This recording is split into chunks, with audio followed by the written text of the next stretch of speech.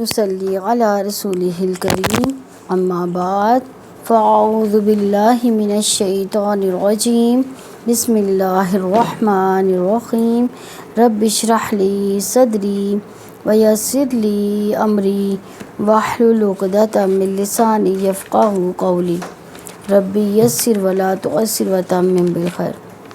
واتلو اور تم پڑھ کر سناؤ، یعنی یہ حکمیہ جملہ نا، واتلو پڑھ کر سناؤ یعنی تلاوت کرو، تلاوت سے ہی ہے یہ۔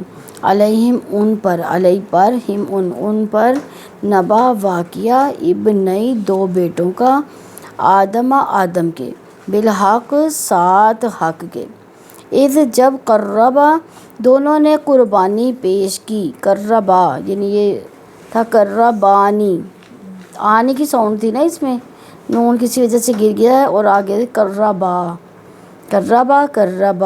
قربو ایسے ہوگا نا یہ، یعنی قربا ایک نے قربانی کی، قربا دو نے کی، قربو سب نے کی، دونوں نے قربانی پیش کی، قربانن قربانی، فتقبلن تو وہ قبول کی گئی، من احدہما ان دونوں میں سے ایک سے، من سے احد ایک، ہما ان دونوں میں سے ایک کی، ولم یتقبل اور نہیں وہ قبول کی گئی، اور لم نہیں یتقبل قبول کی گئی، من الآخر دوسرے سے۔ قال اس نے کہا لأقتلنک یقیناً میں ضرور بر ضرور قتل کر دوں گا تمہیں، لام بھی ضرور کے معنوں میں اور نون مشدد بھی ضرور کے معنوں میں، اس لیے ضرور بضرور، اقتل میں قتل کروں گا، کا تجھے، میں ضرور تمہیں قتل کروں گا۔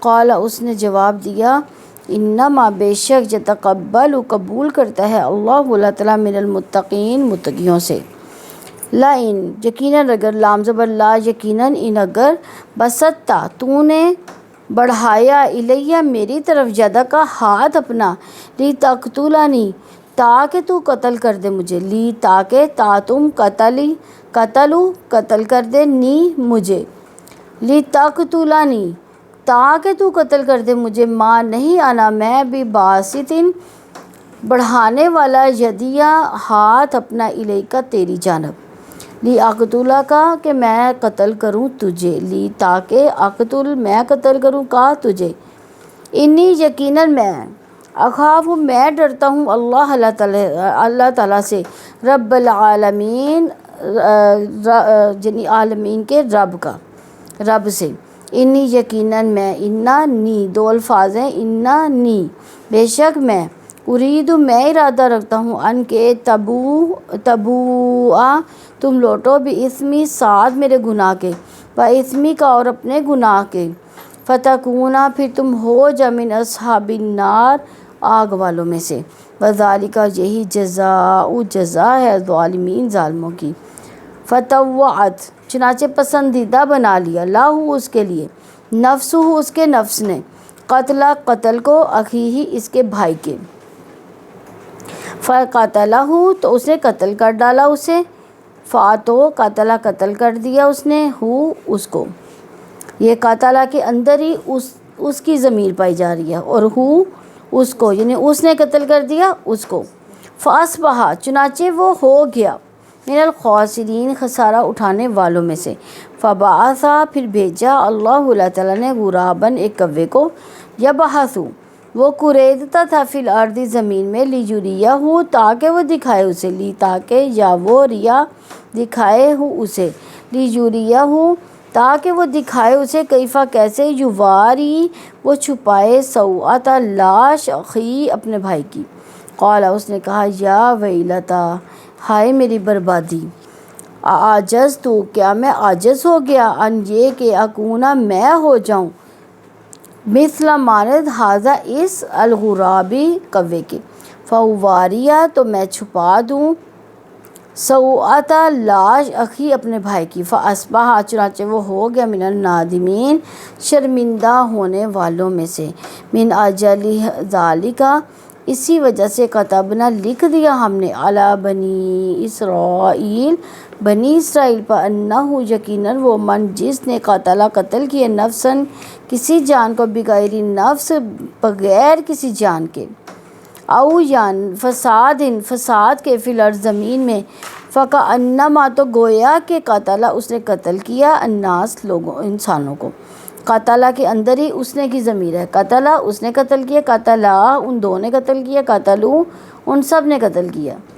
تو یہاں پہ اس کا مطلب ہے کہ یہ واحد کا صیغہ ہے. قتل اس نے قتل کیا، الناس لوگوں کو، جمیعاً سب یا تمام، ومن اور جس نے احیاہا زندہ کیا اس کو، احیا زندہ کیا ہا اس کو، کأنما تو گویا کہ احیا اس نے زندہ کیا الناس انسانوں کو، جمیعاً سب تمام یا سب. وَلَقَدْ تو بلا شبہ یقیناً جاءتہم لائے تھے ان کے پاس رسولنا رسول ہمارے بالبینات واضح دلائل، ثم پھر ان بے شک کثیراً اکثر لوگ منہم ان میں سے بعد ذالک اس کے فی الارض زمین میں لمسرفون یقیناً حد سے بڑھنے والے ہیں. انما یقیناً جزاء الذین ان لوگوں کی جو یحاربون جنگ کرتے ہیں اللہ تعالیٰ سے، ورسولہ اور اس کے رسول سے، ویسعون اور وہ کوشش کرتے ہیں فی الارض زمین میں فساداً فساد کی، ان کے یقتلوا وہ قتل کر دیے جائیں، او یا یصلبوا وہ سولی چڑھائے جائیں، او یا تقطع بری طرح کاٹ دیے جائیں، ایدیہم ہاتھ ان کے، وارجلوہم اور پاؤں ان کے، من خلاف مخالف سمتوں سے، او یا ینفوا انہیں باہر نکال دیا جائے من الارض زمین سے، ذالک یہ لہم ان کے لیے خزی رسوائی ہے فی دنیا دنیا میں، ولہم اور ان کے لیے فی الآخرہ آخرت میں عذاب عذاب عظیم بہت بڑا. اللہ سوائے الذین ان لوگوں کے تابوا جنہوں نے توبہ کی، من قبل پہلے ہی، ان یہ کہ تقدیروا تم قابو پاؤ علیہم ان پر، فاعلموا پھر تم جان لو، انا یقیناً اللہ تعالیٰ غفور بے حد بخشنے والا، رحیم نہایت رحم والا ہے. وَاتْلُو تا لام واو تلو، تلو یا تلاوت یہ امر کا صیغہ ہے، تلاوت کرو یا پڑھ کر سناؤ. قربا ہاں قربانن کا بھی یہی ہے، قربانی سے ہے نا یہ. فتقبلا یتقبل یہ بھی یہ ہاں اس کا بھی یہی روٹ ہے، ایک ہی ہے. لأقتلنک ہاں ٹھیک ہے، قاف تا لام. بست ماضی کا صیغہ یہ، با سین تو ٹھیک ہے.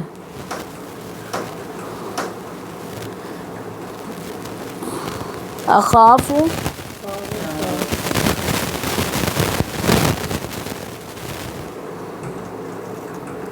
ارید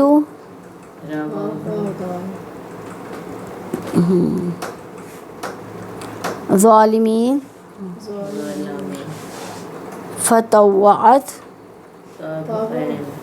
طا واو عین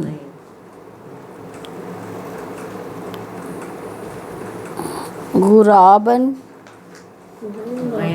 غین رابا غرب. یبحث باحثا لیجوریہ یواری کا بھی یہی ہے.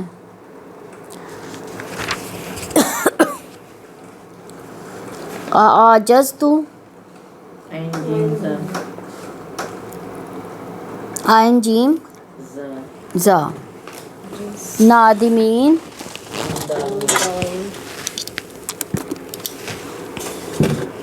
نون دال میم نادم سے. اچھا کتبنا احیاہا ہا یا المسرفون یحاربون ہاں حرب جنگ کو کہتے ہیں نا. یسعونا سین عین جا یصلب عظیم عین ضا میم تقدیرو تقدیرو ہاں قدر سے فعلمو غفور رحیم رحامی.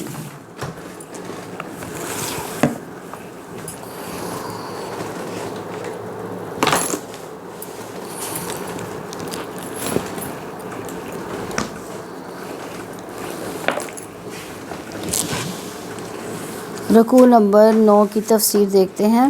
آیت نمبر 27 ہے وَاتْلُ عَلَيْهِمْ نَبَأَ ابْنَيْ آدَمَ بِالْحَقِّ إِذْ قَرَّبَا قُرْبَانًا فَتُقُبِّلَ مِنْ أَحَدِهِمَا وَلَمْ يُتَقَبَّلْ مِنَ الْآخَرِ قَالَ لَا أَقْتُلَنَّكَ قال انما يتقبل اللہ من المتقین. اور انہوں نے آدم کے 2 بیٹوں کا برحق واقعہ پڑھ کر سناؤ. جب ان دونوں نے قربانی پیش کی تو ان دونوں میں سے ایک کی قربانی قبول کی گئی اور دوسرے کی قبول نہ کی گئی. اس دوسرے نے کہا میں ضرور بر ضرور تجھے قتل کر دوں گا. اس نے جواب دیا کہ بے شک اللہ تعالیٰ تو صرف متقیوں ہی سے قبول کرتا ہے. یہ کس چیز کا واقعہ ہے؟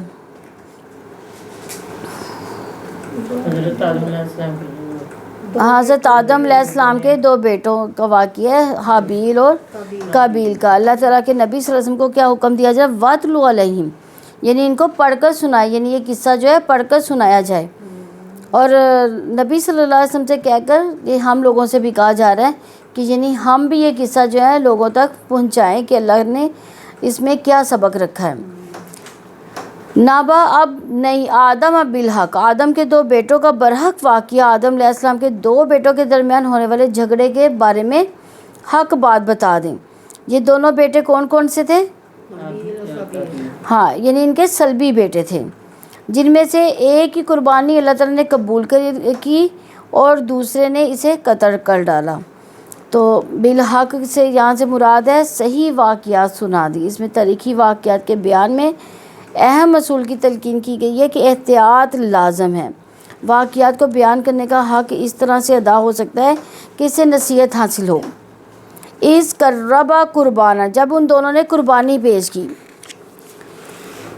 تو ان دونوں میں سے ایک نے اللہ تعالیٰ کے تقرب کے لیے قربانی پیش کی تھی. اب دیکھیں بعض کا ہم کسی کو گفٹ دیتے ہیں تو کیا ہوتا ہے، کسی کو تو دل سے گفٹ دیتے ہیں اور کسی کو جو ہے ایسے ہی گفٹ دیتے ہیں بوجھ سمجھ کے. تو اب اس کو ہمارے ذہن کا تو نہیں پتہ، لیکن انسان کی ایک فیلنگ ہوتی ہے کہ اس نے جو گفٹ دیا وہ کس نیت سے دیا ہے. تو یہ جو قربانی دینا ہے یہ بھی اللہ تعالیٰ کو ایک گفٹ ہے نا. تو جس نے نیک نیت سے قربانی کی اللہ تعالیٰ کو اس کا بھی پتہ ہے، جس نے بد نیتی سے دی اللہ کو اس کو بھی پتہ ہے. تو حابیل اور قابیل جو تھے وہ دونوں بھائی تھے.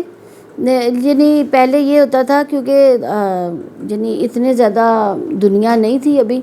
حضرت آدم علیہ السلام کے جو ہوتے تھے یعنی 2 ہی بچے ہوتے تھے، ایک بیٹا اور ایک بیٹی.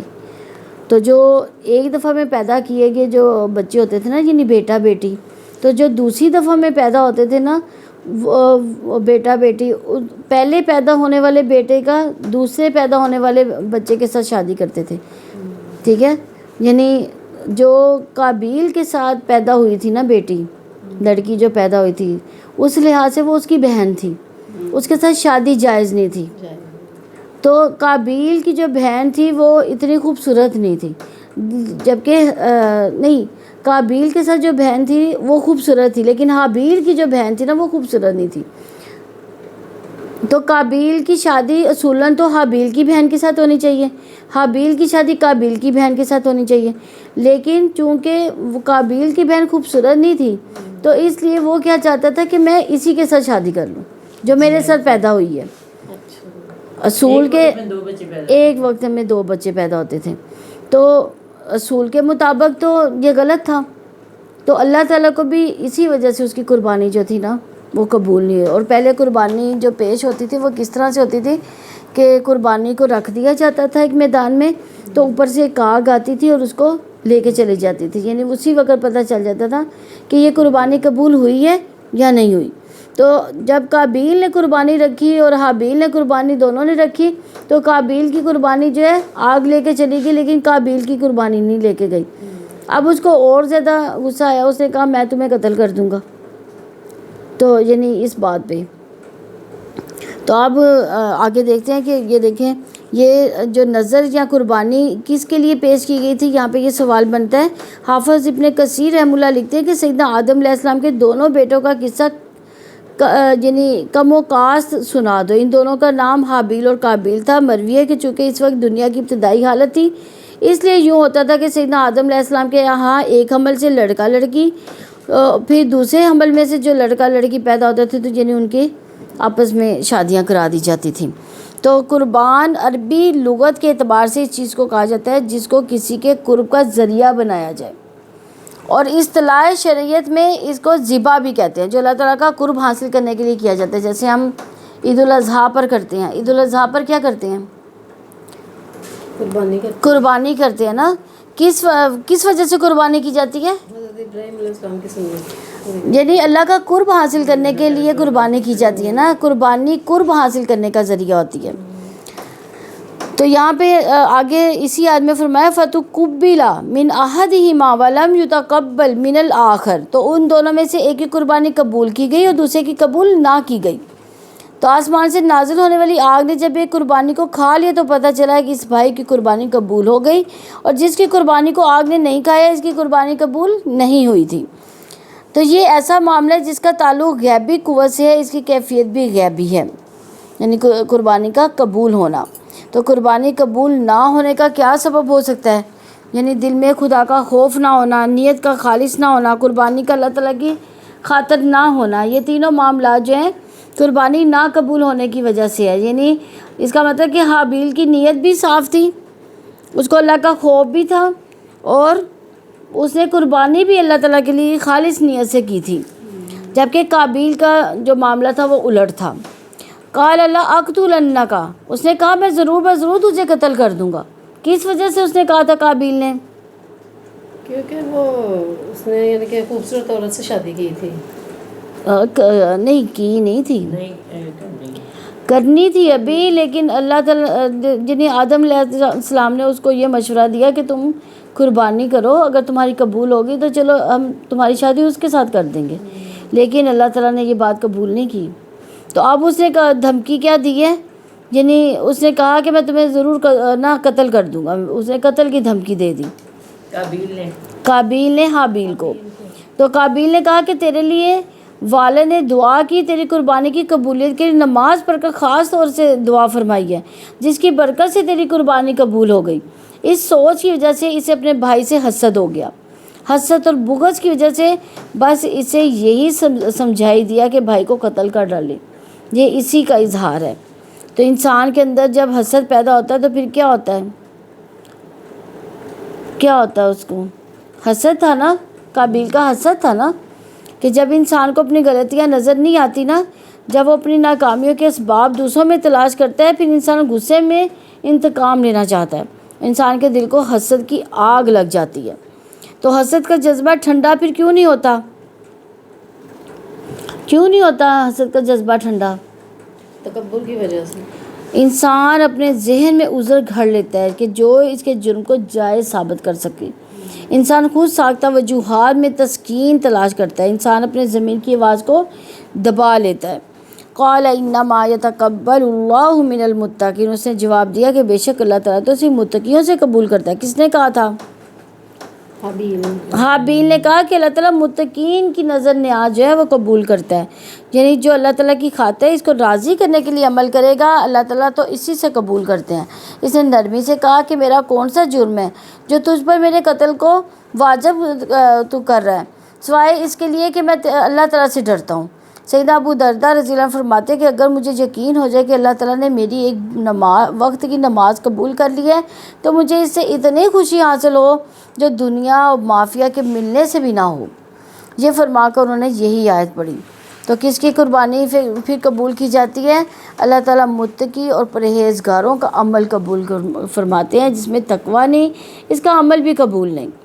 سیدنا عبداللہ بن مسعود رضی اللہ عنہ فرمایا کہ اگر مجھے یہ یقین ہو جائے کہ میرا کوئی عمل اللہ تعالیٰ نے قبول فرما لیا تو یہ وہ نعمت ہے جو ساری زمین سونا بھر کر اپنے قبضے میں آ جائے تو بھی اس کے مقابلے میں کچھ نہیں۔ سیدنا علی رضی اللہ عنہ نے فرمایا کہ تقویٰ کے ساتھ کوئی چھوٹا سا عمل بھی چھوٹا نہیں ہے، اور جو عمل مقبول ہو جائے اسے چھوٹا کیسے کہا جا سکتا ہے۔ یعنی ہمیں تو نہیں معلوم کہ ہمارے سارے اعمال قبول ہوتے ہیں کہ نہیں ہوتے، ہماری ساری نمازیں قبول ہوتی ہیں کہ نہیں ہوتی، لیکن اگر قبول ہو جائیں تو کیا ہے، پھر تو یہ تقویٰ سے قریب ہے۔ آیت نمبر 28 ہے، لَئِن بَسَطتَ إِلَيَّ يَدَكَ لِتَقْتُلَنِي مَا أَنَا بِبَاسِطٍ يَدِيَ إِلَيْكَ لِأَقْتُلَكَ إِنِّي أَخَافُ اللَّهَ رَبَّ الْعَالَمِينَ۔ یقیناً اگر تو نے میری جانب اپنا ہاتھ بڑھایا تاکہ تو مجھے قتل کر دے تو میں اپنا ہاتھ تیری جانب بڑھانے والا نہیں کہ میں تجھے قتل کر دوں، یقیناً میں اللہ رب العالمین سے ڈرتا ہوں۔ یہ کس نے بات کہی تھی؟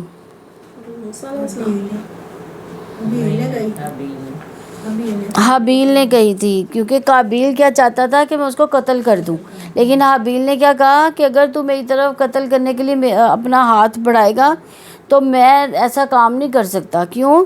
کیونکہ اس کو اللہ کا خوف تھا، اللہ کا ڈر تھا۔ یہ آیت واضح کرتی ہے کہ قتل کے جواب میں جوابی قتل کی تیاری سے اللہ تعالیٰ کا خوف انسان کو روک سکتا ہے۔ تو یہ آیت امن، تقویٰ، صلح کے نمونے کو پیش کرتی ہے۔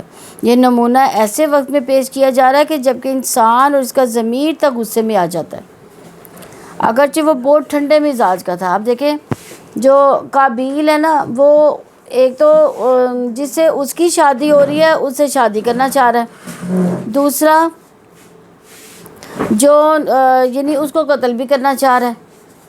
اب اسے حسد کی بنا پر، کیونکہ اس کا وہ نذرانہ قبول نہیں کیا اللہ تعالیٰ نے، اسے حسد بھی کرنے لگ گیا، تو حسد کی وجہ سے اس کو قتل بھی کرنا چاہتا ہے۔ اب دو چیزیں اس میں آ گئی نا، تو لیکن حابیل جو ہے وہ ٹھنڈے مزاج میں رہا کیونکہ اس کے دل میں اللہ کا ڈر تھا۔ نبی صلی اللہ علیہ وسلم نے فرمایا جب دو مسلمان تلواریں لے کر لڑنے کے لیے ایک دوسرے کے سامنے آتے ہیں تو پھر جنگ کرتے ہیں تو قاتل و مقتول دونوں جہنمی ہوتے ہیں۔ چلو قاتل تو ٹھیک ہے، صحابہ کرام نے کہا، لیکن مقتول کیا، اس کا کیا معاملہ ہو سکتا ہے کہ وہ کیوں جہنمی ہے؟ ہاں، یعنی وہ بھی یہی خواہش رکھتا تھا کہ میں اس کو قتل کر دوں، لیکن کر نہ سکا، وہ خود قتل ہو گیا۔ تو اپنے بھائی کے دل میں پائے جانے والے سرپسندی کے جوش کو ٹھنڈا کرنے کے لیے ایک مومن کو چاہیے کہ حابیل کے واقعے سے سبق حاصل کرے اور دشمنی کو دوستی میں بدلے، حسد کو ٹھنڈا کرے، شر کا جوش کم کرے، ہیجان زدہ اعصاب کو ٹھنڈا کر کے دوسرے شخص کو بھائی چارے کی محبت میں لے آئے، آخرت کے برے انجام سے ڈرائے اور اس کے دل میں تقوی کا احساس پیدا کرے۔ تو اپنی جان کا تحفظ انسان کا بنیادی حق ہے، پھر حابیل نے اپنا بچاؤ کرنے کی کوشش کیوں نہ کی؟ حابیل اور قابیل کا معاملہ کھلے ہوئے دینی دشمن کے میدان جنگ کا معاملہ نہیں ہے، بھائی اور بھائی کا معاملہ ہے۔ ایسی صورت میں پہل نہیں کرنی چاہیے۔ حابیل نے پہل کرنے کی نفی کر دی، بچاؤ کی نفی نہیں کی تھی۔ اس نے کہا تھا میں بچاؤ ضرور کروں گا لیکن تمہیں قتل نہیں کروں گا۔ کیا اپنی جان یا مال کی مدافعت کرنا اللہ تعالیٰ کے خوف سے منافی بات ہے؟ یعنی الٹ بات ہے اس کے۔ اپنی جان یا مال کا تحفظ کرنا اللہ تعالیٰ کے خوف کے منافی بات نہیں ہے۔ نبی صلی اللہ علیہ وسلم سے ایک شخص نے سوال کیا کہ اگر ایک شخص مجھ سے میرا مال چھیننا چاہتا ہے تو میں اس کے ساتھ کیا معاملہ کروں؟ تو آپ صلی اللہ علیہ وسلم نے فرمایا اس کو خدا کا خوف دلاؤ۔ سوال کرنے والے نے کہا کہ اگر وہ اللہ کا خوف نہ مانے؟ آپ صلی اللہ علیہ وسلم نے فرمایا اپنے گرد و پیش کے مسلمانوں سے اس کے مقابلے کے لیے مدد چاہو۔ سوال کرنے والے نے کہا کہ اگر میرے گرد و پیش ایسے لوگ نہ ہوں تو آپ صلی اللہ علیہ وسلم نے فرمایا پھر حکومت کی مدد سے مدد چاہو۔ سوال کرنے والے نے کہا کہ اگر وہ بھی دور ہوں؟ آپ صلی اللہ علیہ وسلم نے فرمایا اپنے مال کی حفاظت کے لیے لڑو یہاں تک کہ اپنے مال کو بچا لو یا شہید ہو جاؤ۔ یعنی اس کا مطلب ہے کہ جو مال کے بچاؤ یا اپنی جان کے بچاؤ کے لیے لڑتا ہے تو وہ بھی شہید ہی کہلاتا ہے۔ انی اخاف اللہ رب العالمین، یقیناً میں رب العالمین سے ڈرتا ہوں۔ حابیل نے قابیل سے کہا تھا کہ میرا یہ رویہ میری بزدلی یا میرے عجز کی وجہ سے نہیں، یہ تو صرف اس وجہ سے ہے کہ میں اللہ رب العالمین سے ڈرتا ہوں۔ اللہ رب العالمین نے ڈرنے والا گناہ کا اقدام نہیں کر سکتا میں، خدا خاص طور پہ کبیرہ گناہ کا۔ تو اس حال میں اس شخص کے لیے سخت تخفیف ہے کہ جو قتل کا ارادہ رکھتا ہے، اور دوسرا تیرے لیے مناسب یہی ہے کہ تو اللہ تعالیٰ کا تقوی اختیار کرے، اس سے ڈرے۔ آیت نمبر 29 ہے، انی ارید ان تبوء باسمی و اسمک فتکون من اصحاب النار وذلک جزاء الظالمین، یقیناً میں ارادہ رکھتا ہوں کہ میرا اور اپنا گناہ لے کر تم لوٹو، پھر تم آگ والوں میں سے ہو جاؤ، اور ظالموں کی یہی جزا ہے۔ یہ کس نے کہا تھا؟ ہاں، حابیل نے یہ واضح کر دیا کہ میں آپ سے جنگ نہیں کرنا چاہتا، باوجود یہ کہ آپ ایک غلط کام کا پختہ ارادہ لے کر آئے ہو۔ مجاہد صدی ابن جریر سے روایت ہے کہ حابیل نے کہا کہ میں یہ چاہتا ہوں کہ تو نے پہلے جو گناہ کیے ہیں ان کے ساتھ میرے قتل کا گناہ بھی تیرے سر ہو۔ اس کا یہ مطلب نہیں ہے کہ مقتول کے سارے گناہ قاتل کے نامہ اعمال میں منتقل ہو جائیں گے۔ قیامت کے دن ایسا ہو سکتا ہے کہ قاتل کی ساریاں نیکیاں دے کر بھی مقتول کا حق ادا نہ ہو۔ تو میرے گناہ کا مطلب وہ قتل ہے جو اس وقت ہوتا کہ اگر حابیل آگے بڑھ کر قتل کر دیتا، اور اپنے گناہ سے مراد وہ قتل جو قابیل نے بعد میں کر دیا تھا۔ رسول اللہ صلی اللہ علیہ وسلم نے فرمایا قاتل و مقتول دونوں جہنم میں جائیں گے، لیکن یہاں پہ جو حابیل اور قابیل کا معاملہ الٹ ہے۔ حابیل نے کہا میرا ذہن قتل کی طرف نہیں جاتا، میں اللہ رب العزت سے ڈرتا ہوں۔ جب معاملے کا دار و مدار دو امور پر ہے، ایک یہ کہ میں قاتل بنوں، دوسرا یہ کہ تو مجھے قتل کرے، تو میں اس بات کو ترجیح دوں گا کہ تو مجھے قتل کر دے تاکہ تو دونوں کے گناہ کا بوجھ اٹھا کر واپس لوٹے۔ جرم سے روکنے کے لیے حابیل نے قتل کے بھیانک نتائج پیش کیے تاکہ بھائی گناہ سے متنفر ہو جائے، گناہ سے بچ جائے، اور گناہ سے نکلنے کے لیے اللہ تعالیٰ کا خوف دل میں ہونا چاہیے۔ تو حابیل نے خوف کی بھیانک صورت جو تھی اس کو دکھا دی تاکہ ظالم بھائی ظلم سے باز آ جائے۔ تو قابیل کا کیا نقصان تھا؟ اپنے بھائی کا قتل کر کے کبیرہ گناہ کا وہ مرتکب ہوا۔ ہر خون ناحق بوجھ قابیل پر پڑتا ہے، جیسا کہ نبی صلی اللہ علیہ وسلم نے فرمایا جو قتل بھی ظلم کے ساتھ ہوتا ہے اس کے خون ناحق کا بوجھ آدم علیہ السلام کے پہلے بیٹے پر ہوتا ہے، کیونکہ یہ پہلا شخص تھا جس نے قتل کا کام کیا تھا، یعنی یہ پہلا دنیا میں قتل تھا۔ فَتَكُونَ مِنْ أَصْحَابِ النَّارِ وَذَلِكَ جَزَاءُ الظَّالِمِينَ، پھر تم آگ والوں میں سے ہو جاؤ، اور ظالموں کی یہی جزا ہے۔ یعنی حابیل نے قابیل کو اللہ تعالیٰ کے عذاب کا خوف دلایا، اور یہ بھی بڑے ظلم کی وجہ سے ہے جو عین عدل پر مبنی سزا ہے۔ تو اس آیت کریمہ پر دلالت کرتی ہے کہ قتل کا ارتکاب کبیرہ گناہ ہے اور یہ جہنم میں داخل ہونے کا موجب ہے۔ آیت نمبر 30 ہے، فَطَوَّعَتْ لَهُ نَفْسُهُ قَتْلَ أَخِيهِ فَقَتْلَهُ فَأَصْبَحَ مِنَ الْخَاسِرِينَ، چنانچہ اس کے نفس نے اس کے لیے اس کے بھائی کے قتل کو پسندیدہ بنا دیا تو اس نے اسے قتل کر ڈالا، چنانچہ وہ خسارہ اٹھانے والوں میں سے ہو گیا۔ یعنی اس کے نفس نے اس کے قتل کے لیے کے معاملے کو مزین کر دیا، یعنی یہ حال جو ہر بدی اور نافرمانی کا ہے۔ یعنی ابتدا میں ہر فطرت سلیم اسے روکتی ہے، ہچکچاتی ہے، لیکن رفتہ رفتہ کیا ہوتا ہے، نفس اس کی جانب مائل ہو جاتا ہے، اس پر گرویدہ ہو جاتا ہے، اس کی طرف سے جھجک مٹتی جاتی ہے، یہاں تک کہ انسان بے دھڑک وہ کام کر گزرتا ہے۔ پہلے جو ہے گناہ کرنے میں جھجک محسوس ہوتی ہے، لیکن آہستہ آہستہ جب اس کے بارے میں مسلسل انسان سوچتا رہتا ہے تو وہ جھجک بھی ختم ہو جاتی ہے۔ نفس کے اندر کے حسد نے قابیل کو ہولناک جرم پر آمادہ کر دیا۔ قتلہ سے کیا مراد ہے؟ کس کا قتل؟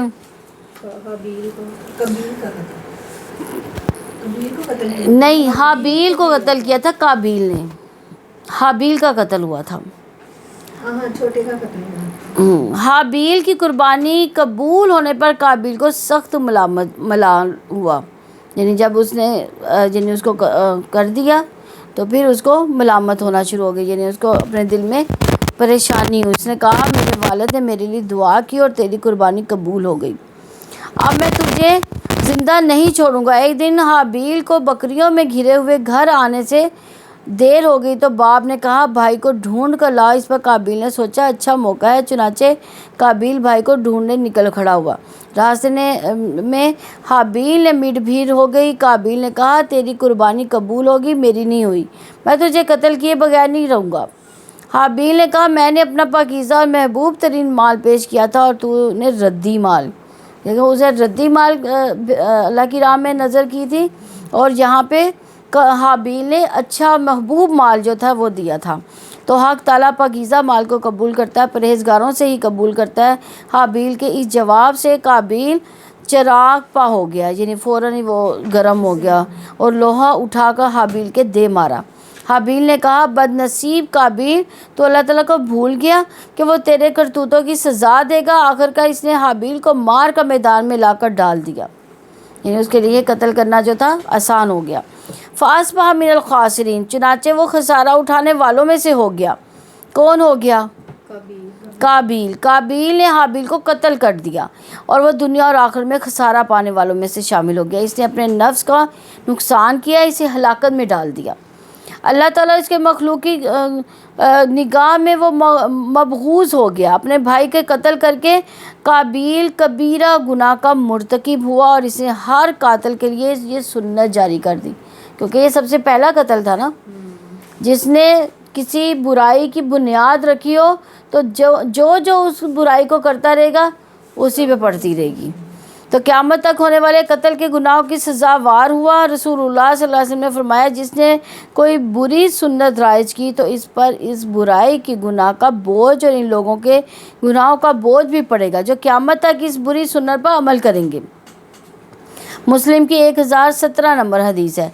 दुनिया में जो भी कत्ल करता है तो इसके खून के गुनाह का कुछ हिस्सा आदम के बेटे के हिस्से में भी हो जाता है, क्योंकि वो पहला शख्स है जिसने कत्ल के जुर्म की इब्तिदा की थी। तिरमिज़ी की 2673 नंबर हदीस है। इसी तरह अब्दुल्ला बिन मसूद रज़ी अल्लाह ने बयान किया कि रसूलुल्लाह सल्लल्लाहु अलैहि वसल्लम ने फरमाया कि जब भी कोई इंसान जुल्म से कत्ल किया जाता है तो आदम के सबसे पहले बेटे काबिल के नामा माल में भी इस कत्ल का गुनाह लिख दिया जाता है, क्योंकि कातिल नाहक की बिना सबसे पहले इसने कायम की थी, यानी नाहक कत्ल की बुनियाद जो थी काबिल ने रखी थी। इसी तरह आप देखें ना, जो कोई अच्छा अमल करते हैं तो अच्छे अमल की बुनियाद रखते हैं ना वो, तो जो अमल करता जाएगा तो उसका जो है सवाब हमें भी जाएगा। जितने भी लोग जो है हमारे यानी दुनिया से जाने के बाद भी अगर वो नेक अमल करते हैं तो उसके जो है सवाब हमें भी जाएगा ना। तो इसी तरह ये है, इसकी भी बुनियाद काबिल ने रखी थी कत्ल की। तो अब जितने भी कत्ल हुए नाहक जितने भी कत्ल हुए, एक तो कत्ल होता है ना हक के तौर पर, जैसे कत्ल का बदला कत्ल है तो उसकी सज़ा नहीं उसको मिलेगी, लेकिन जो नाहक कत्ल हुए हैं वो जितने भी कत्ल है ना वो सारे काबिल के नामा माल में लिखे जाएंगे। उसका कुछ हिस्सा नबी सल्लल्लाहु अलैहि वसल्लम ने फरमाया कि उसके गुनाह में लिखा जाएगा। तो इस मुकाम पर इस किस्से को लाने का मकसद क्या था? ये किस्सा इंसान के दिलो दिमाग को इन अहकामात को कबूल करने के लिए मादा कर देता है जो सख्त सज़ाओं से मुतल्लक है। हाबील और काबिल का किस्सा जुल्म और नेक नफसी के नमूने पेश करता है। इस किस्से में एक भाई दूसरे भाई को कत्ल करके सरी जुल्म करता है और इस कत्ल के लिए कोई वजह जवाज़ नहीं है। इस किस्से में मकतूल की पाक नियति और सुलह जोई का पता चलता है, जिसने अपने भाई के कत्ल के इरादों के बावजूद इसके कत्ल की तदाबीर ना की, बल्कि अपने भाई के हसद की आग को ठंडा करने की कोशिशें की। इस किस्से की वजह से इंसान का ज़मीर जोश में आता है और वो ये महसूस करता है कि ऐसे सरी जुल्म के ख़िलाफ़ कानून क़िसास ज़रूरी है। आयत नंबर 31 है, फ़बअसल्लाहु ग़ुराबन यबहसु फ़िल अर्दि लियुरियहु कैफ़ युवारी सौअत अख़ी क़ाल या वैलता अजज़तु अन अकून मिस्ल हाज़ल ग़ुराबि फ़उवारिया सौअत अख़ी फ़अस्बह मिनन नादिमीन। फिर अल्लाह ताला ने एक कौवा भेजा जो ज़मीन कुरेदता था ताकि उसे दिखाए कि कैसे वो अपने भाई की लाश छुपाए। اس نے کہا ہائے میری بربادی، کیا میں اس سے عاجز ہو گیا کہ اس کوے کی مانند ہو جاؤں تو میں اپنے بھائی کی لاش کو چھپا دوں؟ چنانچہ وہ شرمندہ ہونے والوں میں سے ہو گیا۔ تو قابیل نے اپنے بھائی کی لاش یوں ہی چھوڑ دی تھی، چھپانے کی کوشش نہیں کی تھی۔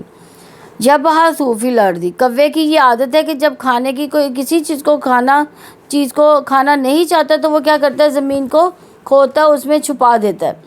کیف یواری سوءۃ اخی، کیسے وہ اپنے بھائی کی لاش کو چھپایا، یعنی کوے کی وجہ سے بھائی کی لاش کو چھپانے کا طریقہ سمجھ میں آ گیا۔ میت کا بدن بھی ستر ہوتا ہے۔ کوے کو دیکھ کر قابیل کو ندامت ہوئی۔ تو کوے کے واقعے سے پھر ہمیں کیا سبق ملتا ہے کہ جو اللہ تعالیٰ کے حکم اور ضمیر کی آواز کی پرواہ نہیں کرتا وہ کوے سے الہام حاصل کرتا ہے۔ ضمیر کی آواز اور اللہ تعالیٰ کے حکم پر لبیک کہنا چاہیے۔ جرم کرنے کے بعد اعتراف و ندامت کی ضرورت ہوتی ہے۔ جرم چھپانے کی تدبیر کرنا شیطانی کام ہے۔ تو اللہ تعالیٰ کی طرف سے میت کو دفن کرنے کا طریقہ بتا دیا گیا۔ اس میں یہ حکمت ہے کہ لاش کو ختم کرنے کے بھی اور بھی طریقے تھے، مثلا آگ میں جلا دیا جاتا، سمندر میں پھینکوا دیا جاتا، لیکن اللہ تعالیٰ کی طرف سے زمین میں دفن کرنے کا طریقہ بتا دیا گیا۔ انسان کا اکرام اسی میں کہ موت کے بعد اسے دفن کر دیا جائے، اور انبیاء کرام بھی یہی سنت ہے۔ تو اسلام چونکہ دین فطرت و خالص حق ہے، اس لیے ضروری ہے کہ اس کے ہر بات عدل کے ترازو میں تل کر نکلے۔ تو اصول سے لے کر فروع تک ہر چیز میں قدرتی نکھار ہو، اور کوئی حصہ مذہب ایسا نہ ہو جسے انسانی دماغ کا کرشمہ کہا جا سکے۔ مردوں کے متعلق قدیم زمانے سے مختلف زاویوں سے جو ہے نا اس کو تصور کیا گیا، یعنی قدیم مصری لاشوں کو مخفی کر کے خوابگاہوں میں بحفاظت تام رکھتے تھے۔ ہندوؤں کا خیال ہے کہ لاش کو گھی وغیرہ میں ڈال کر جلایا جائے۔ اسلام اس باب میں بالکل سادہ اور فطری طریقہ اختیار کرتا ہے، یعنی تدوین جو ہے کوے کے قصے اس لیے بیان کیا گیا تاکہ ابن آدم کا ذہن فوراً تدوین کی طرف منتقل ہو سکے۔ چنانچہ یہی ہوا۔ قال یا ویلتا اعجزت ان اکون مثل هذا الغراب فاواری سوءۃ اخی، اس نے کہا ہائے میری بربادی، کیا میں اس سے عاجز ہو گیا کہ اس کوے کی مانند ہو جاؤں کہ میں اپنے بھائی کی لاش کو چھپا دوں؟ یہ کون کہہ رہا تھا؟ قابیل نے کہا کہ قابیل نے جب اپنے بھائی کی قتل کر کے لاش کھلے آسمان تلے ڈال دی تو اللہ تعالیٰ نے 2 کوے بھیجے، ایک نے دوسرے کو قتل کیا، پھر چونچ سے گڑھا کھود کر اس میں کوے کو ڈال کر اس کے اوپر مٹی ڈال دی۔ قابیل نے جب یہ منظر دیکھا تو شرمندہ ہو کر کہنے لگا ہائے میری کمبختی، ہائے میری بدبختی، میں اس کوے سے بھی گیا گزرا ہوا کہ اپنے بھائی کو لاش نہ دفن کر سکا۔ یعنی اس نے کیا کہا تھا قابیل نے، یعنی وہ ایسے ہی میدان میں چھوڑ دی تھی، لیکن اللہ تعالیٰ نے ان کو کلو دیا کہ اس طرح سے بھی دفنائی جا سکتی ہے۔ فاصبح من النادمین، چنانچہ وہ اپنے بھائی کے لیے شرمندہ ہو گیا۔ اپنے بھائی کے قتل کے بعد کووں کی تدبیر کی وجہ سے قابیل نادم ہو گیا۔ تمام گناہوں کا انجام ندامت اور خسارہ ہے۔ یہ پشیمانی اور ندامت عذاب پر عذاب ہوتا ہے۔ کیسے عذاب ہے یہ پشیمانی اور ندامت؟ انسان کے دل میں ایک حسرت رہ جاتی ہے نا، کاش کہ میں ایسا نہ کرتا، اور وہ جو حسرت ہے نا وہ انسان کے دل سے نکلتی نہیں ہے کبھی۔ ایک ندامت اور جو ایک شرمندگی ہے نا، انسان کے ضمیر اس کو کبھی نہیں چھوڑتا، اس کو جھنجھوڑتا ہی رہتا ہے۔ آیت نمبر 32 ہے، من اجل ذالک کتبنا علی بنی اسرائیل انہ من قتل نفسا بغیر نفس او فساد فی الارض فکأنما قتل الناس جميعا ومن احیاها فکأنما احیا الناس جميعا وَلَقَدْ جَاءَتْهُمْ رُسُلُنَا بِالْبَيِّنَاتِ ثُمَّ إِنَّ كَثِيرًا مِّنْهُمْ بَعْدَ ذَلِكَ فِي الْأَرْضِ لَمُسْرِفُونَ۔ اسی وجہ سے ہم نے بنی اسرائیل پر لکھ دیا کہ یقیناً جس شخص نے کسی جان کو بغیر کسی جان کے بدلے قتل کیا تو زمین میں فساد کے بغیر قتل کیا تو گویا اس نے تمام انسانوں کو قتل کر دیا، اور جس نے کسی ایک جان کو زندہ کیا تو گویا اس نے تمام انسانوں کو زندہ کیا۔ اور بلا شبہ یقیناً اس کے پاس ہمارے رسول واضح دلائل لائے تھے، پھر بے شک اس کے بعد بھی ان میں سے اکثر لوگ زمین میں یقیناً حد سے بڑھنے والے ہیں۔ تو آدم علیہ السلام کے بیٹوں کے قتل کے معاملے کی وجہ سے، جس میں ایک بھائی نے دوسرے بھائی کو قتل کر دیا، اللہ تعالیٰ نے قتل کا انجام لکھ دیا کہ دنیا اور آخرت میں خسارہ ہی خسارہ ہے۔ اس لیے فرمایا من قتل نفسا بغیر نفس او فساد فی الارض کانما قتل الناس جميعا، یقیناً جس شخص نے کسی جان کو بغیر کسی جان کے بدلے قتل کیا تو زمین میں فساد کے بغیر قتل کیا تو یقیناً اسے تمام انسانوں کو قتل کر دیا۔ جو شخص اس کو ناحق قتل کر دے گا تو اس نے گویا سارے انسانوں کو قتل کر دیا، کیونکہ اس کے پاس کوئی داعیہ نہیں جو اس پر آمادہ کرتا اور قتل ناحق کے اقدام سے روکتا اس کو۔ پس جب اس نے اس جان کو قتل کرنے کی جسارت کی جو قتل ہونے کا مستحق نہ تھی، تب معلوم ہوا کہ مقتول ناحق اور دیگر مقتولین کے درمیان کوئی فرق نہیں، یہ تو نفس امارہ کے داعی کے مطابق ہے۔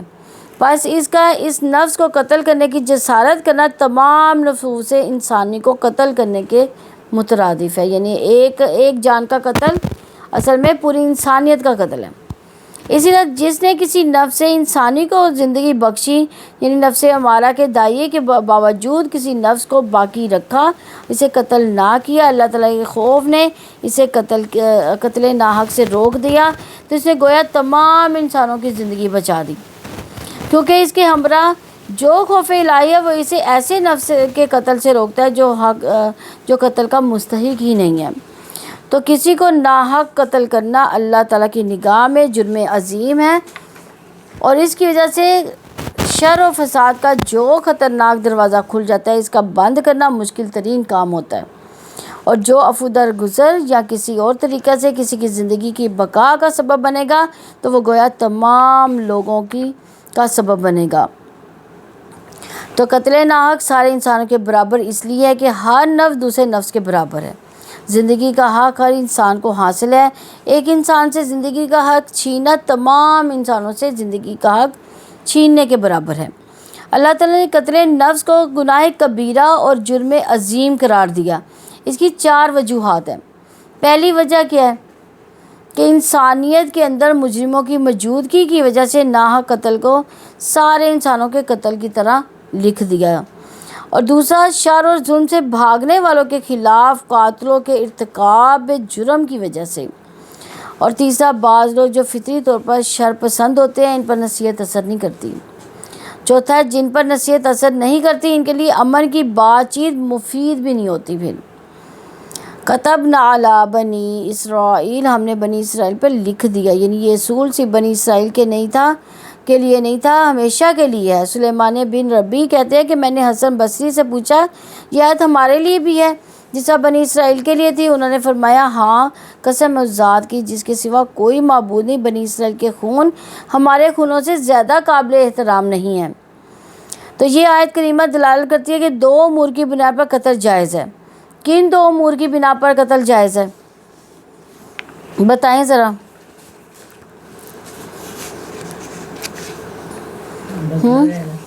ہاں بالکل، اور ظلم اگر حد سے بڑھ جائے، ہاں یعنی جو اپنی جان مال کی حفاظت کے لیے، ہاں پہلا ہے کہ کسی نے جان بوجھ کر ناحق قتل کر دیا، اگر قاتل مکلف بدلہ لیے جانے کے قابل ہو، وہ مقتول کا باپ نہ ہو تو اسے قصاص میں قتل کرنا جائز ہے، یعنی وہ قصاص لے سکتا ہے، یہ قتل جو ہے یہ جائز ہے۔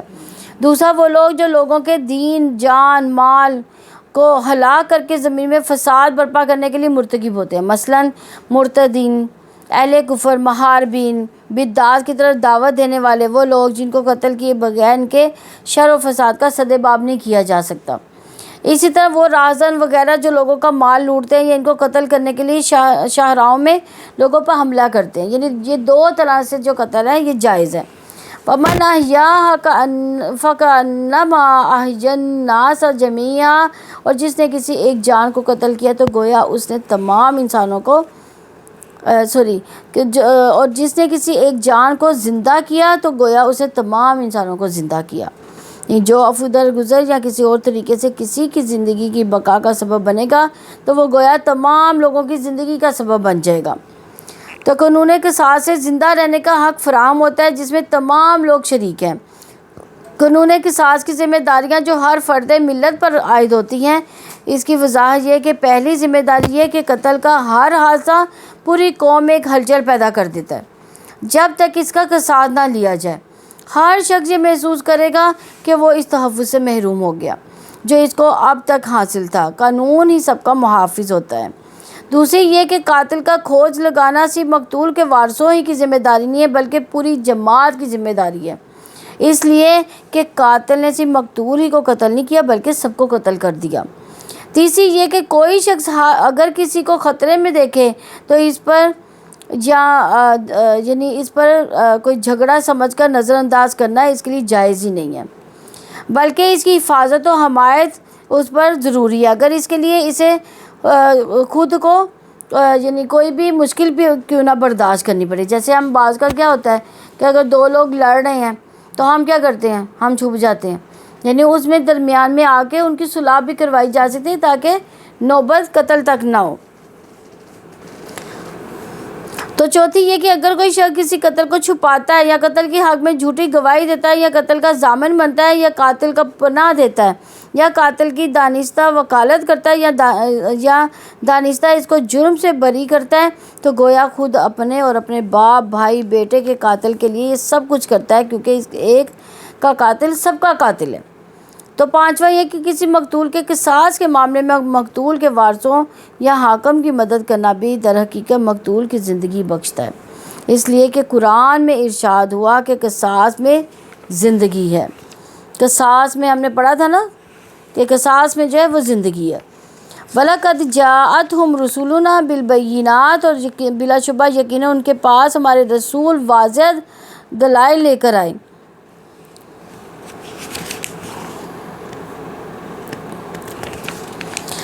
تو اللہ تعالیٰ نے انسانی دنیا میں امن و امان قائم رکھنے کو صرف فرض ہی نہیں بتایا بلکہ مسلسل رسول بھیجے جو انہیں اللہ تعالیٰ کے احکامات کو یاد دلاتے رہے، اللہ تعالیٰ کی تعلیمات کو سکھاتے رہے۔ اللہ تعالیٰ نے انسانی جان کے احترام کے قانون کے ساتھ ہدایت کے مکمل قانون کی یاد دہانی کرائی ہے کہ ہر دور میں اللہ تعالیٰ کی طرف سے انسانوں کی رہنمائی کا انتظام جاری رہا ہے۔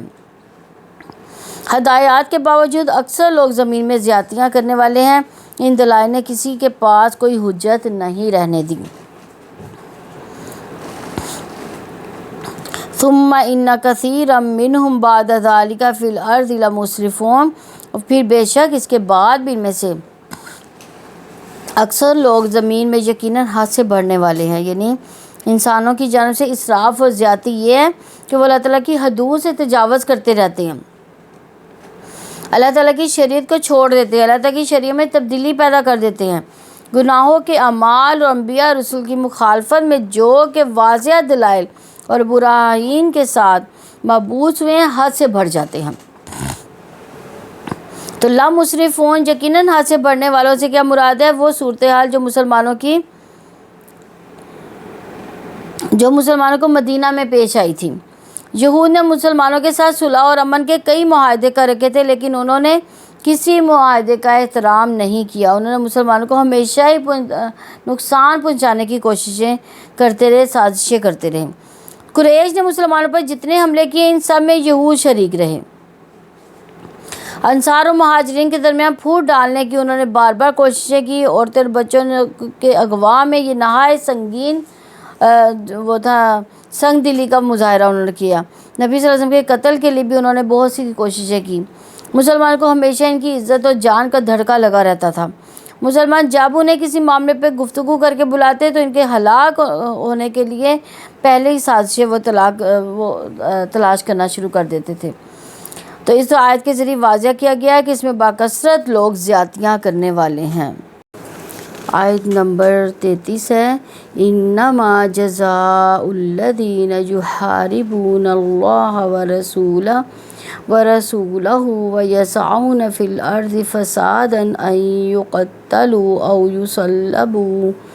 او یصلبوا او تقطع تقطع أيديهم وأرجلهم من خلاف أو ينفوا من الأرض ذلك لهم خزي في الدنيا ولهم في الآخرة عذاب عظيم۔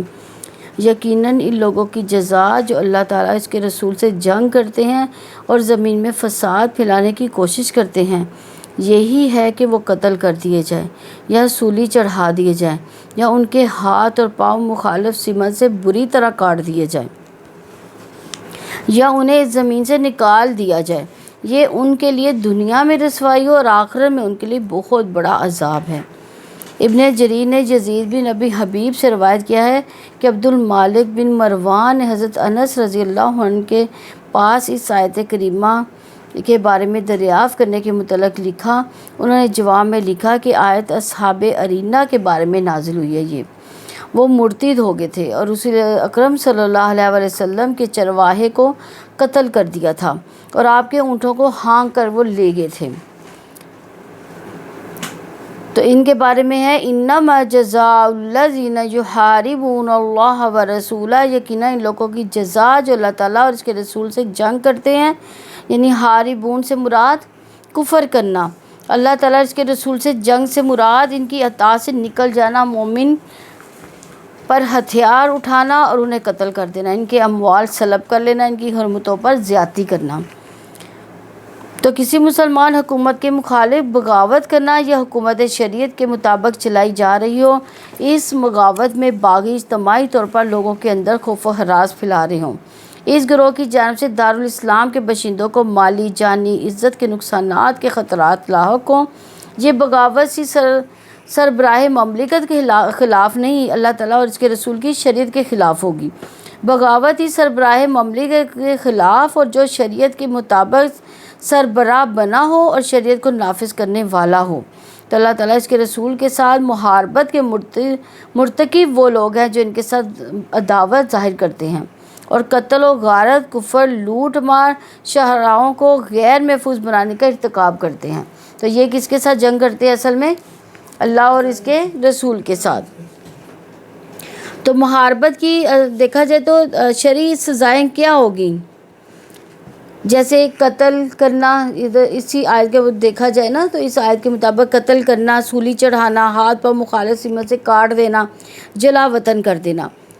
تو اسی لیے فرمایا وَيَسْعَوْنَ فِي الْأَرْضِ فَسَادًا، اور زمین میں فساد پھیلانے کی کوششیں کرتے ہیں، یعنی اللہ تعالیٰ کی زمین میں نافرمانیوں کے کام کرتے ہیں، مومنوں کا مال لوٹتے ہیں، قتل کرتے ہیں، دہشت پھیلاتے ہیں، شہراؤں پر سفر کرنا بند کر دیتے ہیں جس کی وجہ سے راستے منقطع ہو جاتے ہیں۔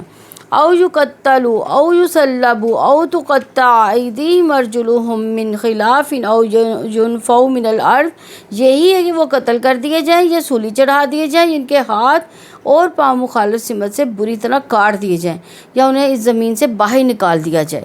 تو اصحاب تفسیر میں اس بارے میں اختلاف ہے کہ آیا ان سزاؤں میں اختیار ہے اور امام یا اس کا نائب ہر راہزن کو اپنے ثوابدید اور مصلحت کے مطابق ان سزاؤں میں سے کوئی سزا دے سکتا ہے۔ آیت کریمہ کے الفاظ سے یہی ظاہر ہوتا ہے یا ان کی سزا ان کے جرم کے مطابق دی جائے گی اور ہر جرم کے مقابلے میں ایک سزا ہے، جیسا کہ آیت کریمہ اس پر دلالت کرتی ہے کہ اس آیت کریمہ کا حکم اللہ تعالیٰ کی حکمت کے مطابق ہے، یعنی اگر وہ قتل اور لوٹ مار کا ارتکاب کرے تو ان کو قتل کرنے اور سولی دینے کی سزا حتمی ہے، یہاں تک کہ ان کا سولی دیا جانا مشہور ہو جائے اور دوسرے لوگ لوٹ مار راہ زنی سے باز آ جائیں۔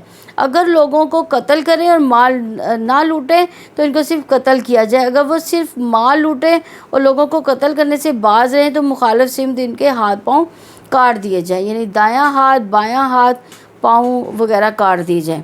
اگر صرف لوگوں کو خوف زدہ کرنے اور دہشت پھیلانے کے مرتکب ہوئے ہوں تو انہوں نے کسی کا مال لوٹا نہ ہو، کسی کو قتل کیا ہو تو ان کو جلا وطن کیا جائے گا، ان کو کسی شہر میں پناہ نہیں لینے دی جائے گی یہاں تک کہ وہ توبہ کر لیں۔ یہ سیدنا عبداللہ بن عباس رضی اللہ عنہ کا قول ہے اور یہ تفسیر السعدی کی روایت ہے۔ تو قانون محاربہ کے استعمال کی مثالیں جو ہیں اگر دیکھا جائے تو عقل بن ارینہ کو نبی صلی اللہ علیہ وسلم نے جو سزا دی تھی، امام بخاری نے ان کی سزا کو اس آیت کے تحت لیا تھا۔ بنو نذیر، بنو قریظہ، بنو کنکا کے ساتھ جو معاملہ نبی صلی اللہ علیہ وسلم نے کیا تھا وہ بھی اسی اصول کے مطابق تھا۔ سیدنا ابو بکر صدیق رضی اللہ عنہ نے مانین زکوٰۃ کی سرگوبی میں اس قانون کے تحت ہی وہ سارا کیا تھا۔ تو سیدنا عمر رضی اللہ نے اپنے دور خلافت میں یہود کو عرب سے نکال باہر کیا، اسی قانون کے تحت کیا تھا۔ ذالک لہم خزی فی الدنیا، یہ ان کے لیے دنیا کی رسوائی ہے، یعنی یہ جو سزائیں ہیں نا، دنیا کی سزا اصل میں یہ دنیا کے لیے، تو دنیا کی سزا کی وجہ سے آخرت میں گناہ اور گندگی سے پاک نہ ہوں گے وہ، اس لیے دنیا کی رسوائی کے ساتھ آخرت میں بھی عذاب عظیم کی وعید سنائی گئی۔ وَلَهُمْ فِي الْآخِرَةِ عَذَابٌ عَظِيمٌ، اور آخرت میں ان کے لیے بہت بڑا عذاب ہے، یعنی راہ زنوں کے لیے آخرت میں بڑا عذاب ہے۔ یہ آیت کریمہ دلالت کرتی ہے کہ راہ زنی بڑے گناہوں میں شمار کرتی ہے۔ یہ تو راہ زنی کا مرتکب اللہ اور اس کے رسول کے خلاف جنگ کرتا ہے، اس لیے دنیا کی رسوائی اور آخرت میں عظیم عذاب ہے۔ آیت نمبر 34 ہے، إِلَّا الَّذِينَ تَابُوا مِن قَبْلِ أَن تَقْدِرُوا عَلَيْهِمْ فَاعْلَمُوا أَنَّ اللَّهَ غَفُورٌ رَحِيمٌ، سوائے ان لوگوں کے جنہوں نے اس سے پہلے توبہ کی کہ تم ان پر قابو پاؤ تو جان لو یقینا اللہ تعالیٰ بے حد بخشنے والا نہایت رحم والا ہے۔ یعنی محاربین میں سے جو لوگ حکومت کے ایکشن سے پہلے توبہ کر لیں، اس کے خلاف پچھلے رویے کی وجہ سے اقدام نہیں کیا جائے گا، یعنی اگر وہ پہلے ہی توبہ کر لیتے ہیں سزا ملنے سے پہلے تو ان پر بھی کوئی اقدام نہیں کیا جائے گا۔ اب ان کے ساتھ عام قانون کے تحت معاملہ ہوگا، ان سے جرم اور گناہ ساقط ہو جائیں گے، ان کے ہاتھوں جن کے حقوق تلف ہوئے ہوں گے ان کی تلافی کرا دی جائے گی۔ اس آیت سے یہ بھی پتہ چلتا ہے محارب قابو میں آ جائے تو اس کی توبہ معتبر نہیں، نہ ہی سزا ساقط ہوگی۔ فَاعْلَمُوا أَنَّ اللَّهَ غَفُورٌ رَحِيمٌ، تو جان لو یقینا اللہ تعالیٰ بے حد بخشنے والا نہایت رحم والا ہے۔ توبہ کی حوصلہ افزائی کی جائے جب کہ وہ قوت ہونے کے باوجود بغاوت جاری رکھ سکنے کے باوجود ہدایت پر آ جائیں۔ ایسے لوگوں کو دیکھ کر دوسرے افراد بھی توبہ اور اصلاح کے لیے آمادہ ہو جائیں گے۔ جنگ و مقابلے سے مغلوب کرنے کے مقابلے میں اصلاح کا آسان طریقہ ہے۔ تو اس رکوع سے کون سے اصول ملتے ہیں؟ اللہ تعالیٰ کے عہد پر قائم رہنے کے لیے اصل چیز یہ کہ انسان کے اندر اللہ تعالیٰ کا ایسا خوف ہو جو سخت سے سخت آزمائش کے موقع پر بھی اس کے قدم راہ حق پر استوا رہیں۔ اللہ تعالیٰ کا خوف پیدا کرنا ہے۔ عہد توڑنے کا سبب وہ فاسد جذبات ہے جو شیطان کے اکسانے سے پیدا ہوتے ہیں، وہ انسان کو آخرکار ایسے جرائم پر آمادہ کرتے ہیں جو اللہ تعالیٰ کے عہد کے خلاف ہوتے ہیں۔ لہٰذا فاسد جذبات سے بچنے کے لیے شیطان کی اکساہٹوں سے پناہ مانگنی چاہیے اور شعوری طور پر ان اکساہٹوں کو محسوس کر کے اپنے آپ کو اس کی دشمنی سے بچانا چاہیے۔ حق پر مر جانا باطل پر زندہ رہنے سے 1000 درجے بہتر ہے۔ حابیل نے اپنی شہادت سے آنے والی نسلوں کے لیے مثال قائم کی کہ لہٰذا جینا ہے تو حق پر، باطل پر زندگی سے اللہ تعالیٰ کی پناہ مانگی۔ تو اللہ تعالیٰ پر ایمان، اللہ تعالیٰ کی عبادت کے لیے اخلاص، تقویٰ کی شرط، عدل کا تصور، قتل نفس کا جرم ہونا، جنت و دوزخ کا عقیدہ، یہ اللہ تعالیٰ کے احکامات ہیں۔ ان کا عہد اللہ تعالیٰ نے ہر نبی اور اس کی امت سے لیا ہے۔ اس سے ان لوگوں کے خیال کی تردید ہو رہی ہے جو یہ سمجھتے ہیں کہ ابتدائی انسان حق اور عدل اور ان کے جو تصورات سے بالکل یہ خالی ہے، جو اب اس کے اندر پائے جاتے ہیں۔ آزادی اور حکمرانی کی ذمہ داریوں کے لیے خود اعتمادی اور العزمی ضروری ہے۔ مصر کی غلامی نے بنی اسرائیل سے جب یہ صفات ختم کر دی تو اللہ تعالیٰ نے صحرا کی بھٹی میں تپا کر ان کے اندر یہ جوہر پیدا کر دیے۔